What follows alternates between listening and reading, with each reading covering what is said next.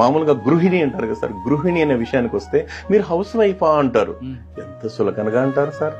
అదే house wife అనే విషయానికి వచ్చినప్పుడు ఆ మహాతల్లి ఉదయం నిద్ర లేచింది మొదలుకొని సార్ తెల్లారు అంటే సూర్యుడు ఉదయించక ముందే నిద్ర లేచి ఆ తర్వాత ఆ ఇంటి పనులన్నీ చక్కదిద్దుకుని తను తింటుందో తినలేదో బిడ్డలు క్యారియర్ కట్టేయడం, వాళ్ళకి మంచిర్లు చూడడం, స్కూల్కి పంపడం, మళ్ళీ ఇంటి పనులు చూసుకోవడం, మళ్ళీ మధ్యాహ్నం భోజన కార్యక్రమం, ఆ తర్వాత భర్త ఇంటికి వస్తే భోజనం పెట్టడం, మళ్ళీ సాయంత్రం మళ్ళీ పిల్లలు ఇంటికి చూసుకోవడం, మళ్ళీ ఈ ఇంట్లో ఉంటాయి కదా సార్ ఇంటి పనులు, ఇంటిల్లి పాది పనులు అంటే ఒకటేని కాదు సార్.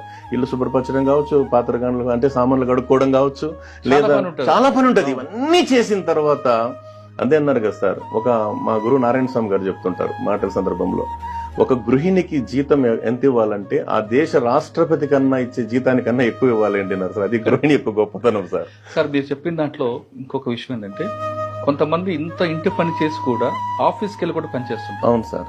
మీరు గృహిణి అన్నారు.